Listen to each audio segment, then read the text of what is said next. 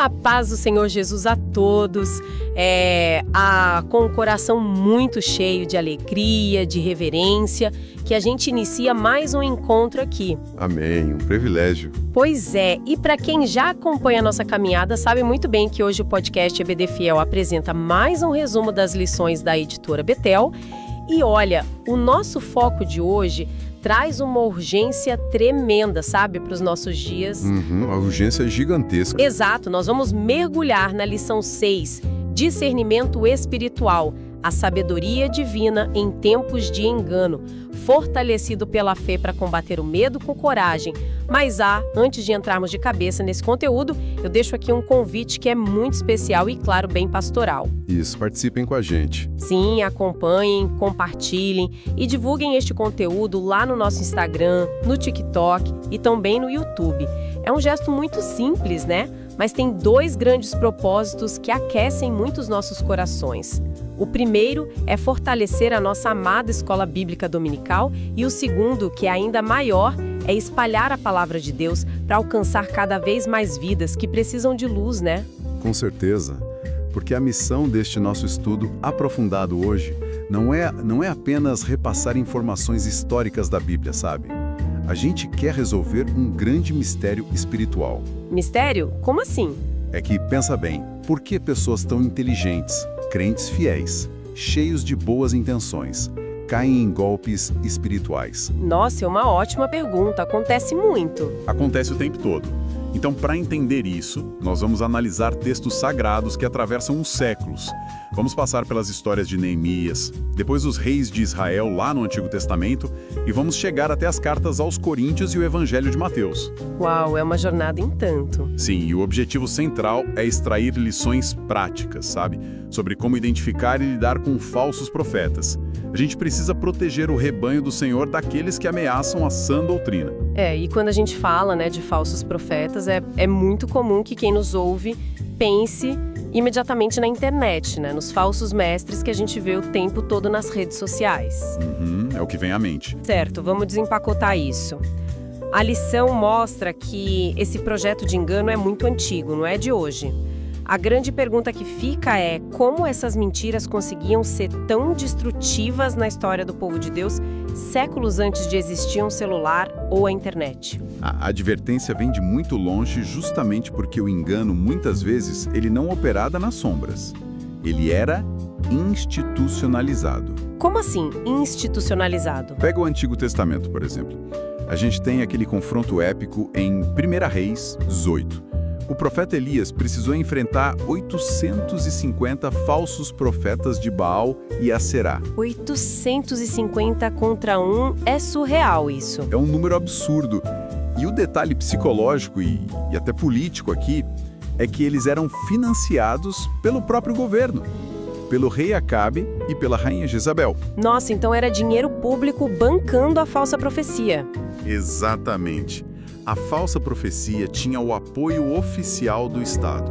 Tinha status, tinha conforto e, claro, a aprovação da maioria.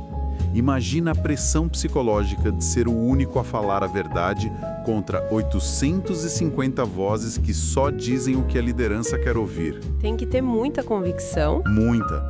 E no Novo Testamento essa tática continua, viu?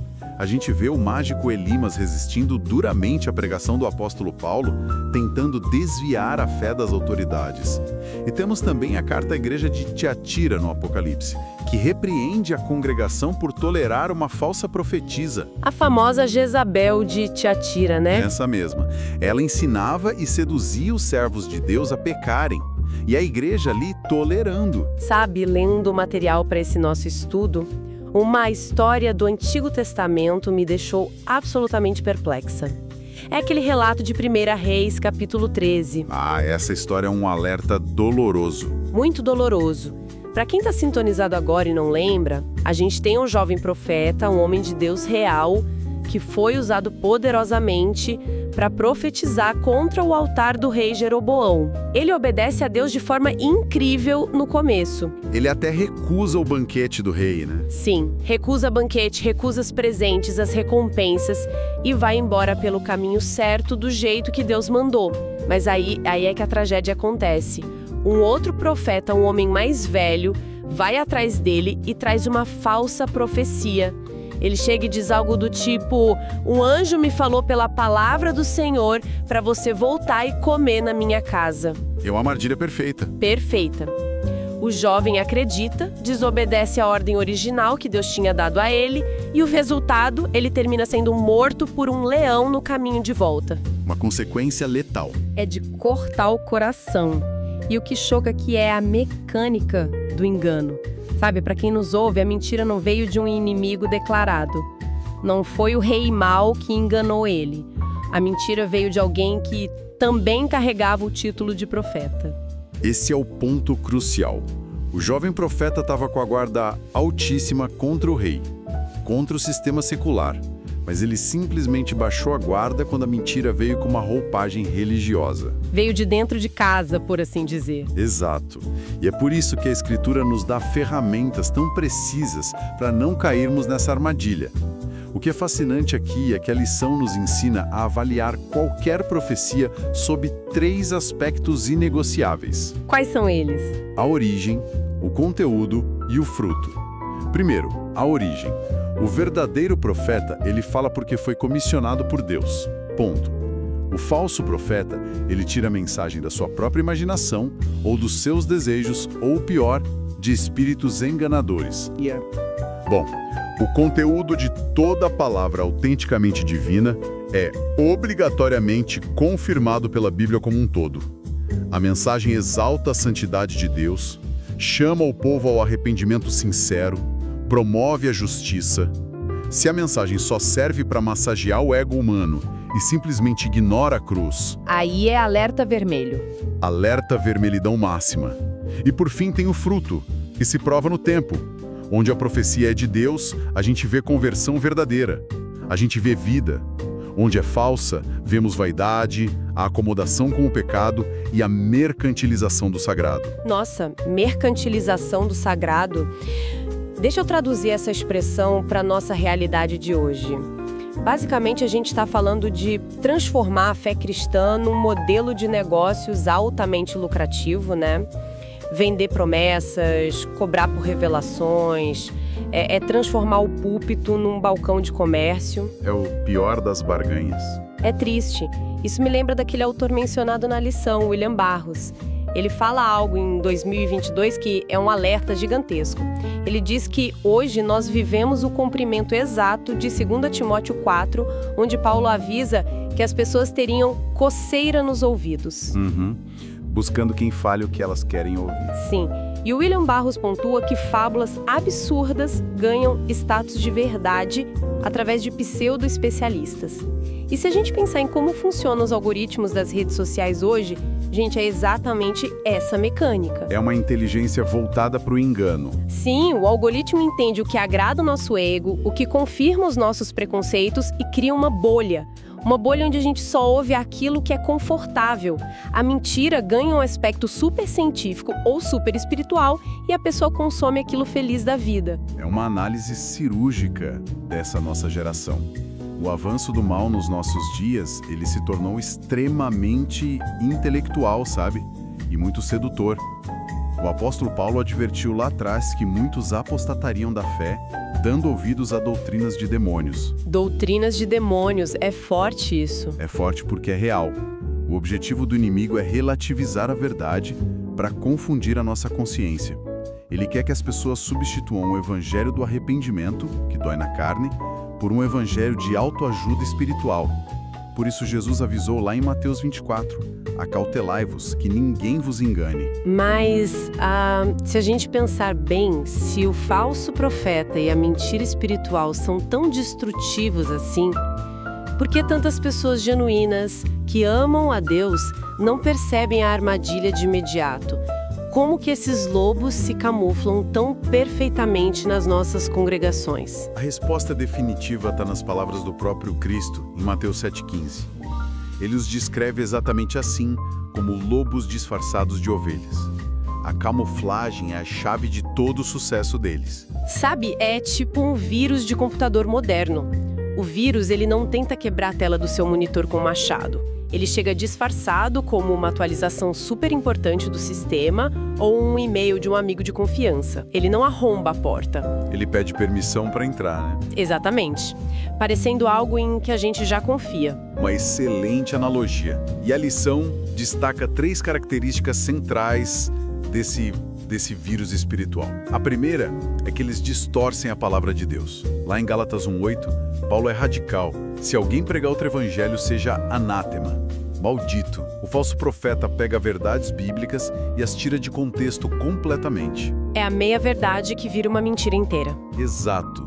Eles diluem a necessidade de renúncia ou, no extremo oposto, adicionam fardos pesadíssimos e regras que a graça de Cristo nunca impôs. A segunda característica são os ensinos antibíblicos baseados em revelações particulares. Ah, o famoso Deus me mostrou. Isso. Quando a Bíblia não apoia o que eles estão dizendo, eles apelam para o misticismo. Ah, eu tive uma visão exclusiva. Isso acaba blindando o falso profeta de críticas. Porque, afinal, quem é que ousaria questionar uma visão direta do céu? É um escudo perfeito, né? É.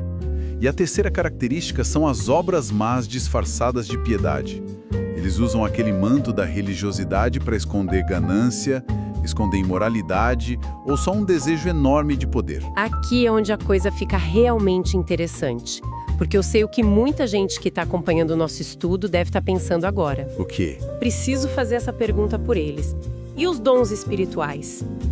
Porque o pensamento natural e instintivo de quem está na igreja é, poxa, se alguém impõe as mãos e um doente ali na hora é curado, ou se a pessoa revela um segredo profundo do coração de alguém no meio do culto, essa pessoa tem que ser de Deus. O milagre, a manifestação do poder, não é a prova definitiva de que aquele profeta é genuíno. Olha, essa é a maior e talvez seja a mais perigosa armadilha dentro do meio cristão hoje. Sério? Muito sério. A lição refuta essa ideia categoricamente. Não são os dons, não são os arrepios no culto e muito menos revelações ocultas que atestam a veracidade de um profeta. São as suas obras, é a sua submissão à palavra e o seu caráter lá na segunda-feira, no dia a dia. O caráter fala mais alto que o carisma. Sempre. É vital lembrar de Jesus dizendo em Mateus 7 que, naquele grande dia, muitos vão dizer: Senhor, não profetizamos nós em teu nome? E em teu nome não expulsamos demônios? E Jesus vai responder: Nunca vos conheci, apartai-vos de mim, vós que praticais a iniquidade. Essa passagem me dá um tremor na alma toda vez que eu leio. E tem que dar. Além disso, 2 Coríntios 11:14 nos alerta que o próprio Satanás se transforma em anjo de luz. Ou seja, o inimigo não vai aparecer de vermelho, com chifres e tridente. Ele imita o que é sagrado. Exato, ele imita perfeitamente. O objetivo do inimigo não é causar um pânico evidente, ele não quer assustar. O objetivo dele é seduzir. A intenção de um falso profeta não é necessariamente destruir o culto de fora para dentro, ficar criticando a igreja. A estratégia é muito mais perversa. Ele quer colonizar o culto. Colonizar o culto? Como assim? Ele preenche a adoração com intenções estranhas. Ele usa o vocabulário corretíssimo do crentez, usa a entonação correta, às vezes chora, mas vai desviando sutilmente o coração do povo. Ele tira os olhos de Cristo e coloca os olhos do povo nas bênçãos terrenas ou até no próprio homem de Deus. Meu Deus. Olha, essa ideia de colonizar o culto exige uma resposta prática muito, muito séria de quem nos ouve. Seja a liderança que está escutando, ou seja o pai e a mãe de família que estão tentando instruir os seus filhos em casa, né? Fundamental. A gente não pode julgar a espiritualidade pelo tamanho do espetáculo no altar. Se a família cristã se deixa levar por quem grita mais alto ou por quem promete aquelas soluções mágicas e imediatas para tudo, ela está escancarando a porta de casa para a relativização da verdade. E fechar essa porta depois é muito difícil. Demais. O critério não pode ser o brilho, a eloquência, tem que ser a centralidade da cruz e a transformação de caráter. Sem dúvida alguma. A comunidade espiritual precisa julgar toda e qualquer mensagem. A Bíblia é a nossa norma inerrante de fé e de prática. É a palavra que nos dá, digamos assim, a fita métrica exata para medir se a árvore é boa ou ruim. E para entendermos como aplicar essa fita métrica na vida real, sob pressão, a lição nos apresenta o exemplo formidável do governador Neemias. A história de Neemias é uma aula magna sobre não ceder ao medo, né? O cenário ali é de tensão máxima. Para quem está acompanhando o raciocínio, Neemias estava reconstruindo os muros de Jerusalém. Com uma mão trabalhando e a outra com espada. Literalmente. Os inimigos externos dele, o Sambalate e o Tobias, eles logo perceberam que ameaças de exército e ataques físicos não estavam parando a obra de jeito nenhum. Como a força bruta falhou, eles mudaram a tática para uma guerra psicológica, uma guerra espiritual. É aí que entra a falsa profecia. Exato. A lição cita que eles subornaram profetas, especificamente um homem chamado Semaias e a profetisa Noádias. O objetivo deles era proferir falsas profecias para aterrorizar Neemias. Eles queriam convencer ele de que ele seria assassinado naquela noite, tudo para paralisar a reconstrução. E a resposta de Neemias, lá em Neemias 6:11, é simplesmente imponente. Ele diz: "Um homem como eu fugiria?" É de arrepiar. A bravura de Neemias é impressionante. Mas olha, o verdadeiro triunfo dele não foi apenas a coragem emocional, sabe? Foi a agudeza do discernimento teológico dele diante de uma armadilha muito, muito bem elaborada. E a armadilha desse Semaias foi astuta demais. O falso profeta chega para o Neemias, simulando toda aquela urgência divina, suando frio, e diz: "Olha, vamos nos encontrar na casa de Deus, lá dentro do templo, e fechar as portas, porque esta noite virão para matar você." Parece até um conselho de amigo. Parece. Para qualquer pessoa normal vivendo uma situação de extremo estresse e risco de morte como Neemias estava, isso soaria como um livramento de proteção vindo dos céus. A lógica natural seria: poxa, Deus está usando o profeta para salvar a minha vida, me escondendo no lugar mais seguro possível, que é dentro do templo. Mas o Neemias viu a fraude imediatamente. E porque ele não caiu na lábia? Porque ele conhecia a mecânica da lei de Deus. A palavra, a Torá, determinava que apenas os sacerdotes podiam entrar lá no lugar santo do templo. E o Neemias era um líder civil. Ele era um governador, ele não era da linhagem sacerdotal. Então, se ele entrasse... seria um ato de profanação, um pecado gravíssimo contra as Escrituras. O Neemias raciocinou rápido. O Deus que deu a lei, que estabeleceu os limites do templo, jamais enviaria um profeta para mandar alguém violar essa mesma lei. O próprio conteúdo da profecia provou a falsidade dela. Nossa, essa é a grande linha de prumo que protege o rebanho. A palavra escrita julga a palavra falada, sempre.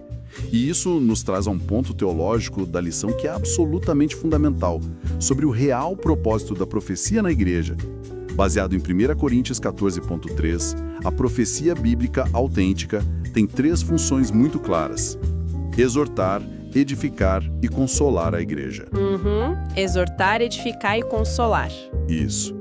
Mas a lição enfatiza um detalhe que corrige um erro comum demais no nosso meio. A profecia não serve para dar a direção pessoal primária. Como assim? Deus não instituiu o dom de profecia na igreja para determinar com quem alguém deve casar, ou qual carro a pessoa deve comprar, ou se ela deve aceitar aquele emprego em outra cidade. Espera aí. Deixa eu assumir o papel de advogada dos nossos ouvintes aqui, porque eu sei que isso mexe profundamente com a rotina de muitas congregações. Pode falar. Muitas pessoas que nos acompanham, muitas famílias, baseiam decisões cruciais de vida exatamente nisso. Eles meio que esperam o profeta chegar na igreja no domingo ou num congresso para saber se devem se mudar de estado ou fechar aquele negócio. A lógica deles é: se Deus sabe de todas as coisas do futuro e tem profetas na igreja, por que ele não usaria a profecia para me dar essa direção pessoal, assim, bem clara e mastigada? Isso não soa meio contraintuitivo para quem cresceu vendo esse tipo de prática? Eu entendo perfeitamente, é uma dúvida muito legítima. Mas o grande perigo dessa prática é que ela terceiriza a nossa responsabilidade de cultivar intimidade com Deus. Terceiriza a intimidade, que forte. Exatamente. Na Nova Aliança, o Espírito Santo habita dentro de cada cristão verdadeiro. É o próprio Espírito Santo, juntamente com os princípios claros que já estão na Bíblia, que tem o papel de guiar as nossas decisões pessoais. E a lição traz um exemplo bíblico magistral para esclarecer isso, que está lá no livro de Atos, capítulo 21. Conta pra gente. Temos a figura de Ágabo. O Ágabo era um profeta genuíno de Deus, respeitadíssimo. Ele encontra o apóstolo Paulo, ele pega o cinto do apóstolo, amarra os próprios pés e mãos e profetiza. Assim diz o Espírito Santo, desta maneira os judeus em Jerusalém amarrarão o dono deste cinto. É uma cena bem dramática, bem visual, né? Muito. E a pergunta é, a profecia revelou um cenário futuro verdadeiro. Sim, Paulo foi preso. Era de Deus. Sim, o Espírito Santo revelou. Mas preste atenção no que o apóstolo Paulo faz com essa informação. Ele decide ir para Jerusalém de qualquer maneira. Os irmãos choram, pedem pelo amor de Deus para ele não ir, mas ele vai. Isso é incrível. O Paulo não desrespeitou a profecia de jeito nenhum, mas ele entendeu que a profecia era um aviso sobre o sofrimento que ele iria enfrentar, e não uma ordem de Deus para ele mudar a rota da viagem. Paulo já tinha convicção pessoal, dada pelo próprio Espírito Santo, de que a vontade de Deus era que ele fosse a Jerusalém cumprir o seu ministério, custe o que custar. Perfeito. A profecia previu o evento, mas não tomou a decisão por ele. Uau! O Neemias não obedeceu à falsa profecia de Semaías porque ele conhecia a palavra. E o Paulo não permitiu que a verdadeira profecia de Ágabo anulasse a convicção pessoal que Deus já tinha colocado no espírito dele. Exatamente. E quando os cristãos ignoram essa dinâmica e passam a buscar direcionamentos cegos através de profetas humanos, o inimigo encontra o terreno mais que perfeito para agir. A lição até cita o bispo Abner Ferreira, que nos lembra que o inimigo estuda as nossas vulnerabilidades. Ele sabe onde a gente tem brecha, né? Sabe. E Deus já nos providenciou a armadura completa lá em Efésios 6. O cinto da verdade é a primeira peça dessa armadura. Se a nossa mente não está cingida com o conhecimento das Escrituras, a gente deixa uma área exposta e desprotegida. Satanás não precisa destruir a armadura inteira do crente. Não mesmo. Ele só precisa encontrar a brechinha deixada pela nossa ignorância teológica para semear todo tipo de engano. E olha, pegando o gancho do material de novo, tem um autor, o Valdir Alves de Oliveira, que faz um apelo muito prático para a gente. Ele questiona como estamos reagindo aos recursos que Deus nos deu, sabe? Porque pensa comigo, nós temos a Bíblia completa, traduzida no nosso idioma, acessível em qualquer aplicativo. Nós temos o Espírito Santo habitando dentro de nós. Então, não há desculpa para continuarmos sendo arrastados por ventos de doutrina e espíritos enganadores. É uma responsabilidade nossa. E o bispo Oídes José do Carmo, ele amarra esse conceito de forma muito brilhante. Ele afirma que uma igreja bem doutrinada, ela julga as profecias e ela não tolera os enganadores no seu meio. Tolerância zero para o engano. Zero. A base bíblica para isso está em 1 João 4:1. Amados, não creiais em todo espírito, mas provai se os espíritos são de Deus. E presta atenção nisso, provar os espíritos não é falta de fé, é um ato de obediência. Em suma, o verdadeiro discernimento espiritual caminha de mãos dadas com a nossa submissão irrestrita à palavra de Deus. Quando a igreja julga todas as coisas pela lente das Escrituras, o falso profeta perde a voz, né? Perde a voz, perde a plataforma, perde a influência e a comunidade é preservada em paz. Então, o que tudo isso significa para nós, no nosso dia a dia, na nossa rotina corrida? O mistério que a gente começou investigando lá no comecinho se resolve bem aqui. Se quisermos nos defender contra os lobos disfarçados de ovelha, contra aqueles mapas do tesouro que na verdade te levam para a beira do abismo, a solução não é a gente se trancar em casa, vivendo com medo e desconfiança de todo irmão da igreja, não é isso. A defesa é o conhecimento profundo, relacional e constante das Escrituras Sagradas. O antídoto para identificar a falsificação de uma nota de dinheiro não é passar anos estudando as notas falsas. É conhecer perfeitamente a nota verdadeira. Exato. É ter uma familiaridade tão profunda e íntima com a verdade que no segundo em que a mentira aparecer com um sotaque de verdade, o seu espírito rejeita na hora. E esse é o desafio maravilhoso e tão necessário que fica para cada coração que está acompanhando a gente nesse estudo. A grande exortação final é para que cada um de nós persevere na fé, vivendo de fato como uma nova criatura em Cristo. Desenvolvam essa maturidade, gente.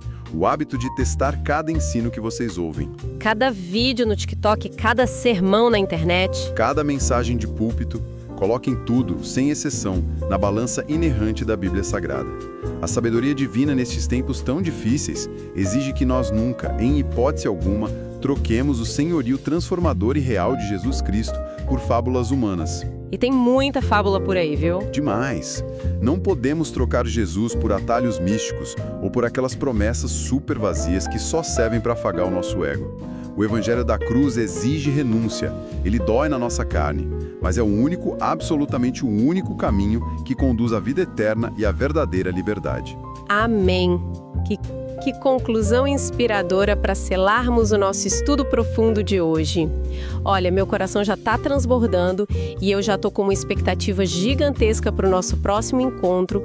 Portanto, anotem aí e se preparem. Na próxima semana nós vamos mergulhar na lição 7 com um tema que é fundamental também, unidade. A receita que nos faz vencer as adversidades da vida. Tema riquíssimo também. Muito. Vai ser mais um tempo muito precioso de aprendizado e para quem nos ouve, olha, não dá para perder. Que a paz do nosso Senhor, que a graça dele, a proteção divina e um espírito de profundo discernimento repousem sobre os lares, sobre as famílias e sobre as igrejas de cada um que nos acompanha. Muito, mas muito obrigada a cada coração que esteve conosco em mais esta jornada linda de crescimento pelas Escrituras. EBD Fiel, fiel à palavra.